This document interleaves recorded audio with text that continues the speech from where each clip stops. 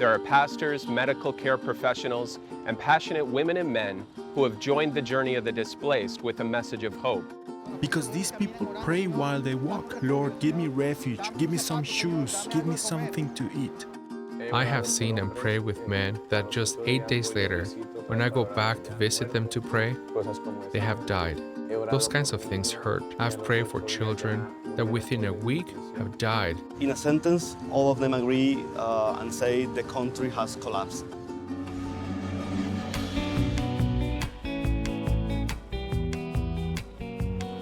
Millions of people have been forced to leave their homes in Venezuela as the country continues to decline. Many of them journeyed through this very bridge into the border town of Cúcuta, Colombia. This is the Simon Bolivar International Bridge, and an estimated 30,000 Venezuelans cross through every day. They often don't know where they are going, they just know that they need to get somewhere other than back home. This special series follows the journey of the displaced. Children, women, and men who have been forced to leave their lives behind in order to survive. The journey is long and filled with uncertainty as they navigate the unknown in search of the most basic human needs. But despite the fear and dire need for assistance, they are resilient. Because on this journey, there is hope. There are communities of loving women and men who are coming together to walk alongside the Venezuelan people in their search for a new home and a new life. We invite you to be a part of this journey. This is Living Truth. This is a special edition of Living Truth, recorded on location in Colombia.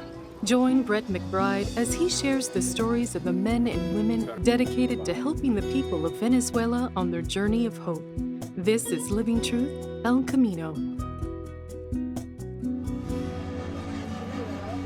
The Venezuelan economic and migration crisis has grown drastically over the past few years, and it is the largest exodus in the region's history. From about 700,000 at the end of 2015, the number of refugees and migrants from Venezuela has now reached over 4 million. Living Truth is recording this special series on location so that we can present what we see, what we hear, and what we learn. We arrived here a couple days ago, and the constant stream of migrants is unceasing. Colombia is currently hosting the largest number of Venezuelan refugees and migrants, with over 1.3 million. The need that exists is overwhelming, as the resources available here in Colombia are being stretched to the max. Despite the physical walls and barriers that continue to go up as a means to divide, the local church and its people continue to stand firm for unity. There are pastors, medical care professionals, and passionate women and men who have joined the journey of the displaced with a message of hope. They have personally accepted the call to connect God's kingdom, and their hearts are united with one spirit that goes beyond physical structures of division. These are their stories. Just over 500 kilometers north of Bogota lies the frontier town of Cúcuta. This barrio is filled with displaced Venezuelans, many passing through to parts unknown. Some resort to chasing after buses in hopes that they may earn a few cents for carrying someone's bag. Due to its transient environment, Cúcuta is quickly gaining a dark reputation for human trafficking, prostitution, drugs, and crime. In the local plaza of downtown Cúcuta, the faces of displaced Venezuelans hint at worry, hunger, exhaustion, and survival. Here, newcomers are at risk from pimps, drugs, or offers from strangers of rides to unfamiliar destinations. The situation is bleak. However, the local church opens its doors to everyone and remains committed to assisting wherever and whenever possible.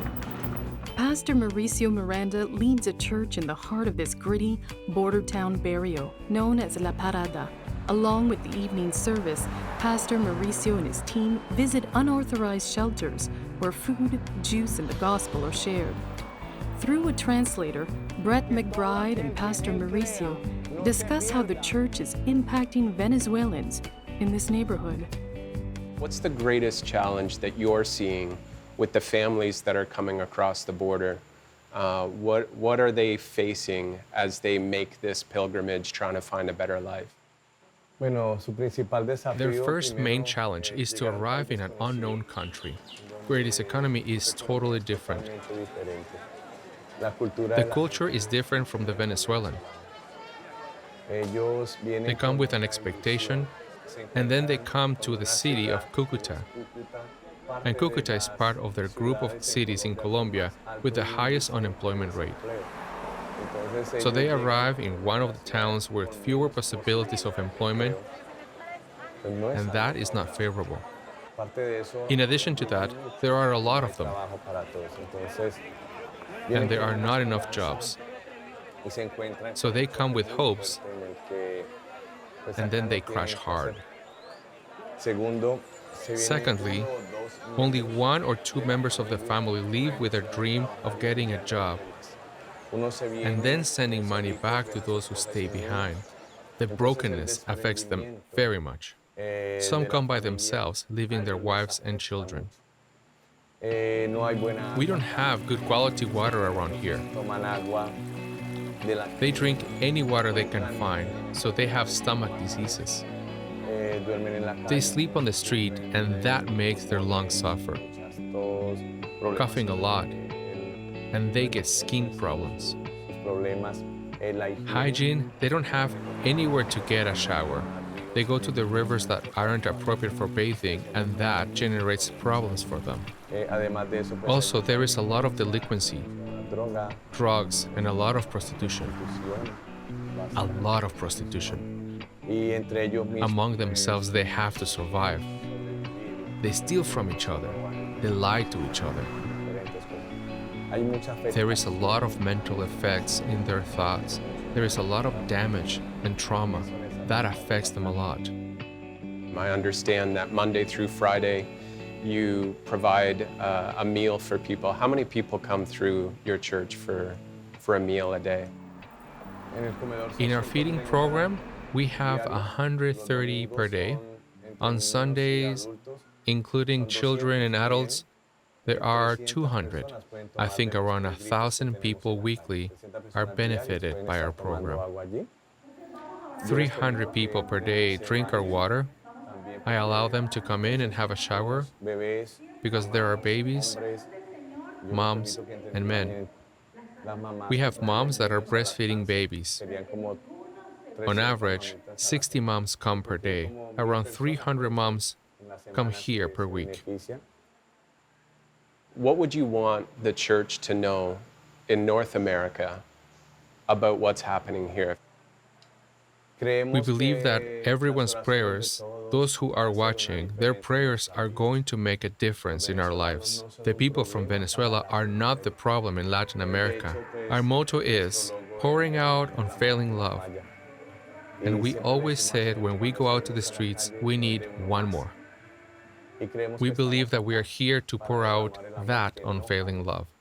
How has the last 3 years of being embedded in this, serving in this context, changed you as a pastor? Many things have hurt me in my heart. I've had to cry by myself at home because I have to face tough situations. I want to be strong. I want to be strong to encourage others in their faith. But inside of me, it hasn't been easy. I have seen and prayed with men that just 8 days later, when I go back to visit them to pray, they have died. Those kinds of things hurt. I've prayed for children that within a week have died due to malnourishment. I have prayed for women who I've seen drugged up. To witness these things have not been easy for us. It's been hard.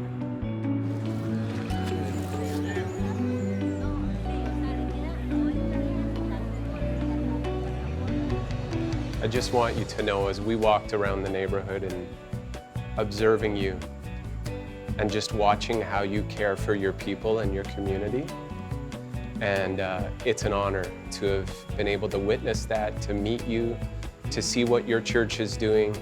So thank you for the way that you're serving. Gracias.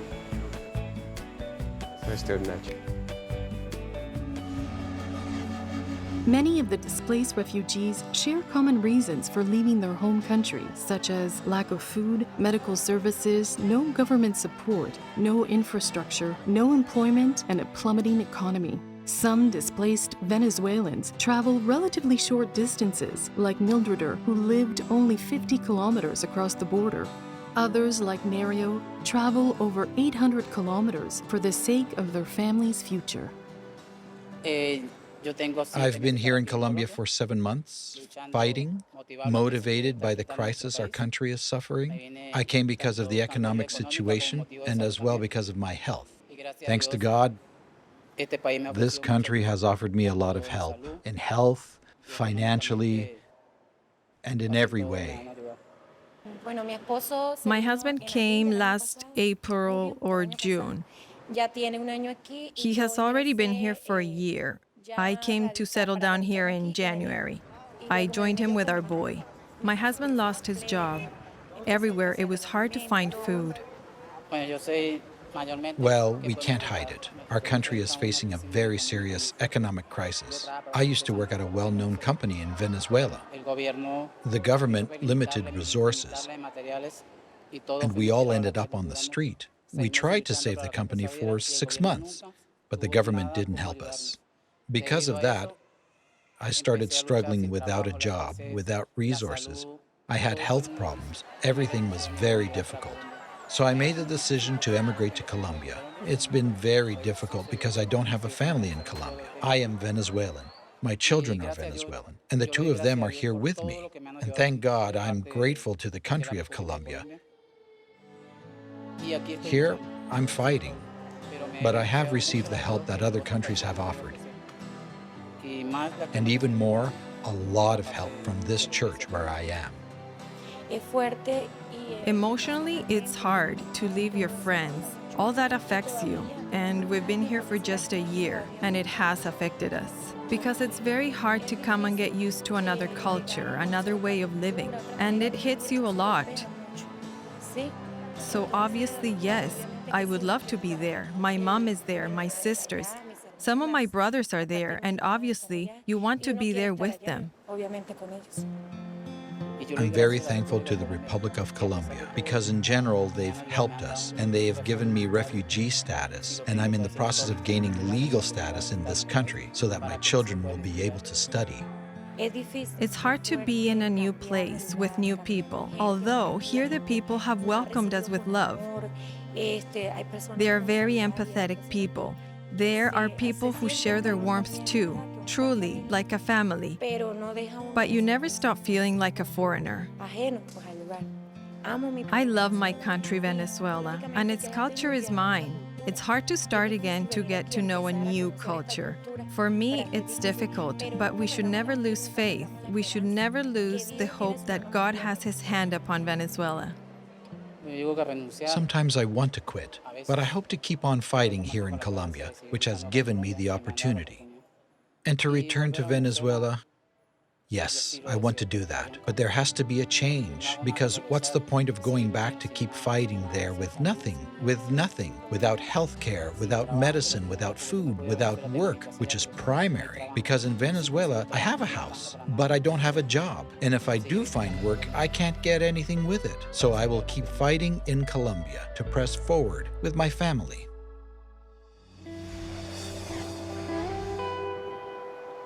Some displaced Venezuelans walk over 1,500 kilometers in search of a better life.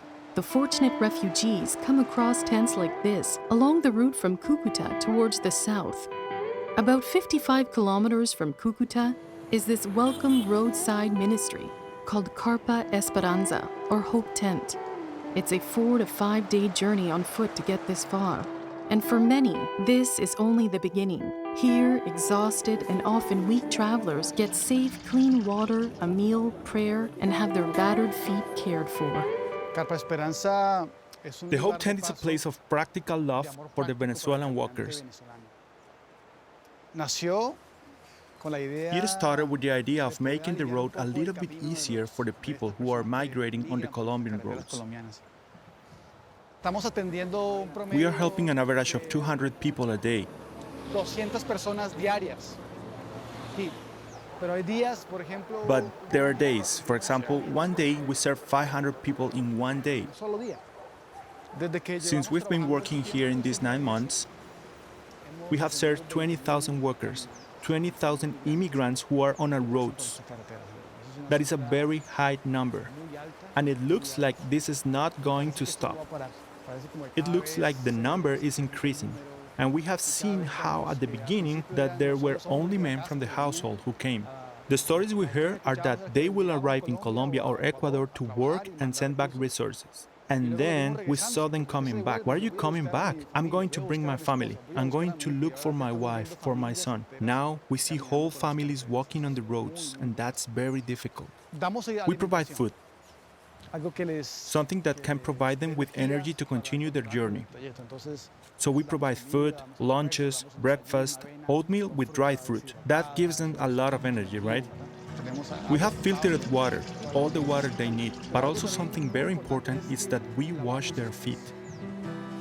So when we wash their feet, we talk with them, we preach to them, we tell them about Jesus, and as well we check their wounds, their sores, and that's very meaningful. We also provide clothes, shoes, because many of them even walk barefoot, or with broken shoes or flip-flops, inadequate footwear. So we provide all of that. Our goal is that when they leave our tent, they leave encouraged, comforted, hydrated, and nourished, so they can continue with their journey because the journey is very long, and it depends on where they are going.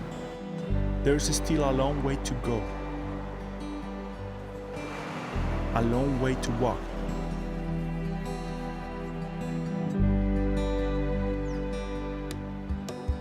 And one of the things that we want to do is to set up more tents on the road where they are walking.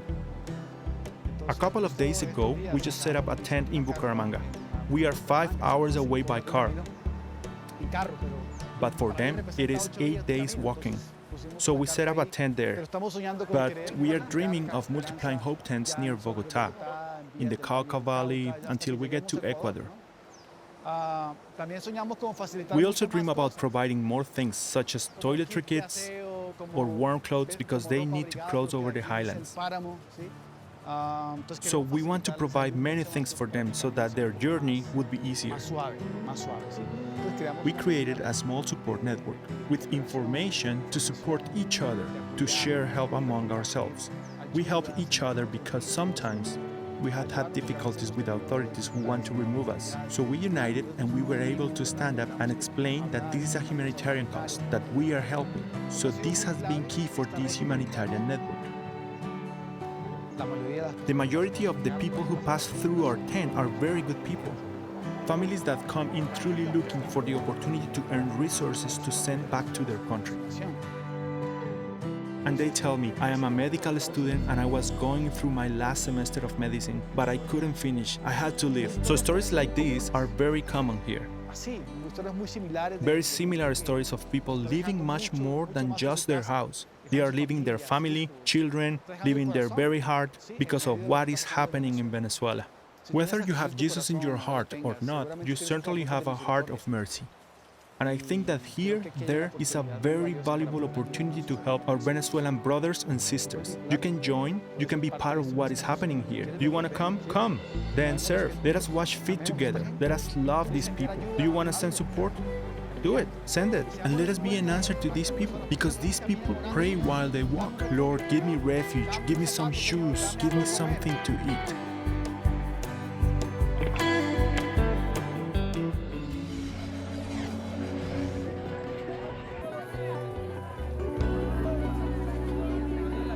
There's so much we can take for granted in North America. I want you to imagine that you went to your fridge and it was completely empty. Then you go to your cupboards and also find them empty.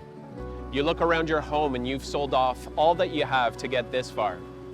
You go to the grocery store to purchase the few supplies you can afford, but overnight the cost of each item on your list has tripled due to rapid inflation. The necessary resources you need to sustain life aren't even available in your city or your country.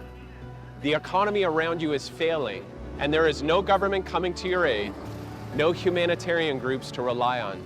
What would you do? And imagine the journey, walking for endless hours each day without enough food or knowing where you're even going. And having to sleep on cardboard mats out in the open, or not being able to sleep at all for fear of being robbed or your children harmed. Sadly, this is the reality that millions of Venezuelans find themselves facing. Yet so many remain resilient as they carry on their search for a new home and life. This resilience is fueled by hope, and there are many communities like our local mission partners who are working hard to keep this hope alive through their care and support. We're asking you, our committed viewer family, to consider partnering with us on this journey to support the Venezuelan people in a time of great need. Living Truth is partnering with Tear Fund and Latin America Mission.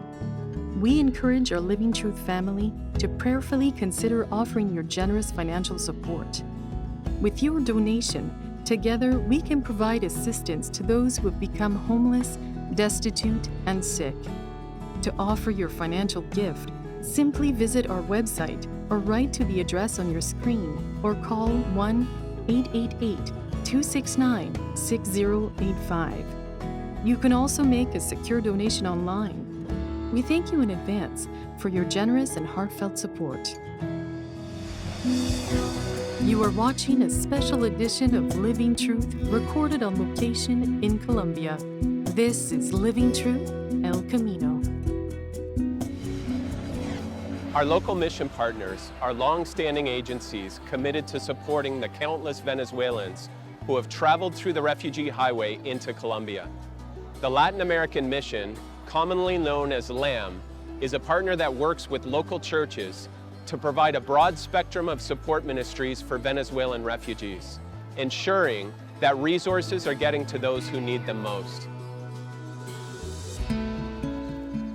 So Daniel, we were just at Simon Bolivar Bridge, where tens of thousands of people every day are pouring over the bridge. Now we're at a different bridge just down the road, and as you can see, there's nothing happening here. Tell me what bridge we're at, what took place here, and why is it so quiet here? Well, this is named the Bridge of Unity, and it's ironic that it's named that way because it's a symbol of what has happened between Colombia and Venezuela, and that relationships are broken. So basically, the Venezuelan government decided to shut down this bridge because all the humanitarian aid that has been stored in Colombia was going to pass through that bridge over there. So the Venezuelan government didn't want foreign aid coming in to help its citizens? No, because apparently if they let the help that their people desperately need over that bridge, it will be a sign of weakness and basically that they are not doing the job they're supposed to. So while we're waiting for governments to sort things out and eventually respond, the crisis isn't going away. What's the impact been on organizations like Latin American Mission who are still responding to the crisis that's unfolding? Okay, so LAM is a missions agency focused on working with the poorest communities in Latin America. So what we do is team up with local churches and leaders, and we help them have tools to respond to their necessities that the migrants are having, and obviously the impact that has in their communities as well. And as you're getting to meet people and learn their story from Venezuela, what's the common themes that people are sharing with you about the situation in Venezuela? In a sentence, all of them agree and say the country has collapsed. It has gotten to a point where they can even satisfy basic needs. The country with the largest oil reserve in the world doesn't even have oil anymore. They are not producing enough fuel for the cars they have and for all their needs. So people are beginning to leave their cars away and abandon on the streets. And when professionals who have good jobs, they feel that they need to leave their country and go on roads and even walk for days, it tells you everything you need to know about the situation of a country. So most Venezuelans that you're meeting and running into, they held on as long as they could. They didn't necessarily want to leave Venezuela. They love their country, but have been forced because of the circumstances. They have their families there.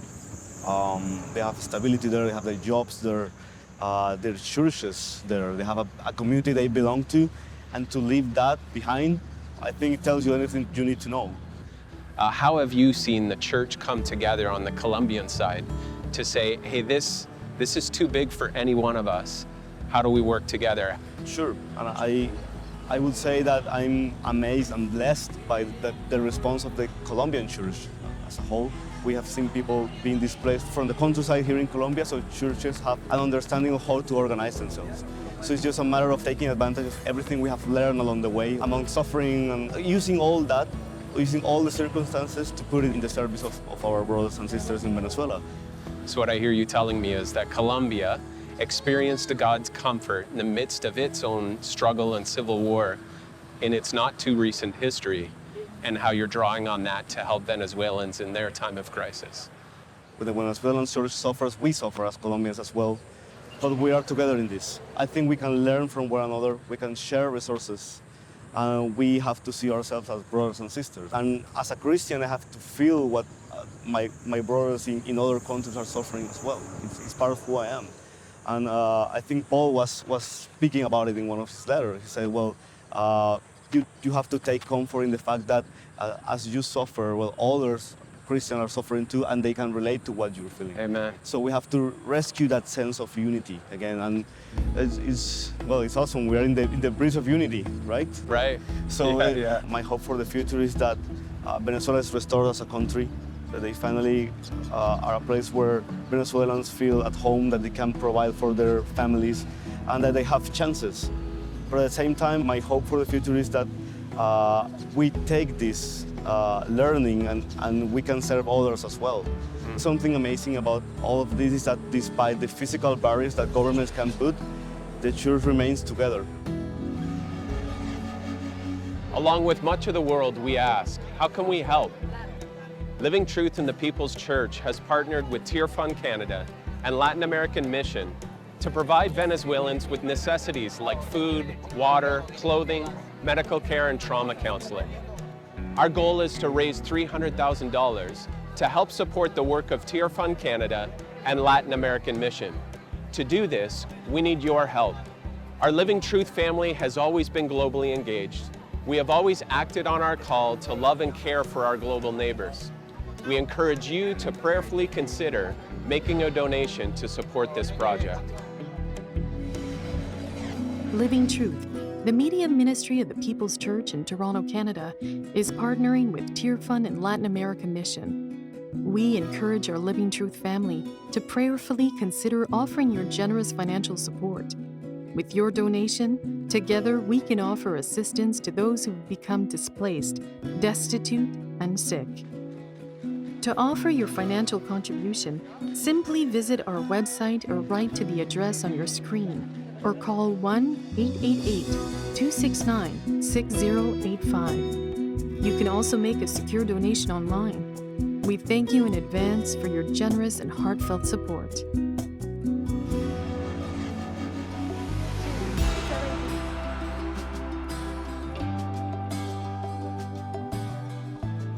Living Truth, along with our partners Tear Fund and Latin American Mission, are working together to share Christ's love with the people of Venezuela.